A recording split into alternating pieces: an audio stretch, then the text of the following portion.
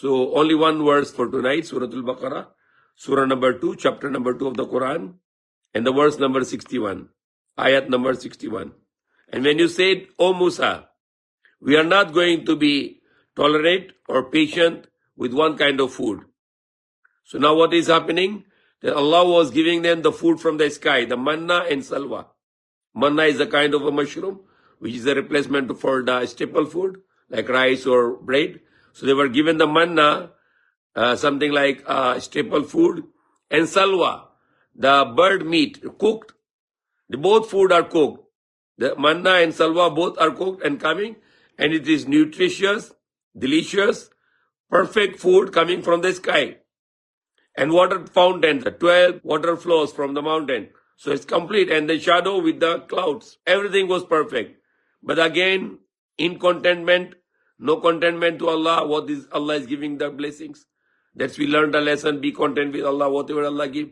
Be happy with it, and not complain that I don't like this and I like this. Rather to be thankful to Allah, grateful to be Allah, and always to be content. And Allah said, and when you said, O Musa, we're not going to be patient with one kind of food, that every day manna and salwa, we want something new, what they need. So call upon your Lord to bring out for us which earth produces. And they mention in the herbs like spices and cucumber and garlic and lentils, the dal, the lentils, the beans, and the onions. So Allah said to Qala said, are you going to exchange adna, the low quality, in exchange with the high quality? Allah is giving the best of the meal, the manna and salwa. Then you want to replace it with herbs and cucumber and garlic and onion and lentils.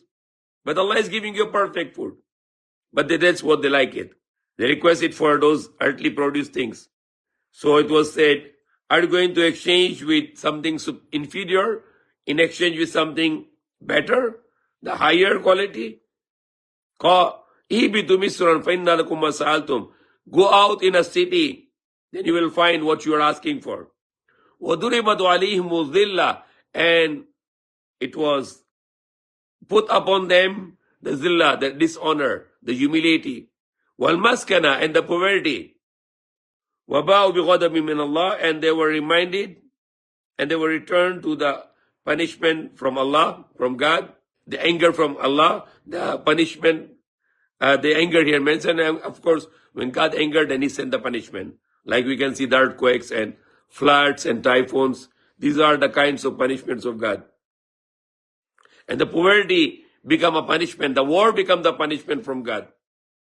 ذَلِكَ بِأَنَّهُمْ there are such كَانُوا يَكْفُرُونَ بِآيَاتِ اللَّهِ who are becoming the disbelieving in our verses, in our signs. وَيَقْتُلُونَ النَّبِيِّينَ بِغَيْرِ الْحَقِّ and they were killing the prophets without right.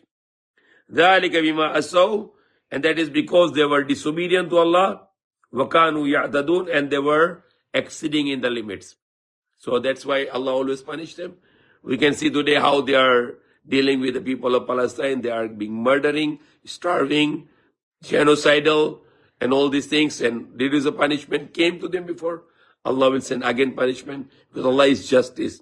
The human being forget to do justice. But Allah, the God, He never forget to do justice to the people. You whatever you do, if you don't ask repentance from Allah, Allah will give you the punishment in this world. And on the next life, there will be a great punishment in the hellfire.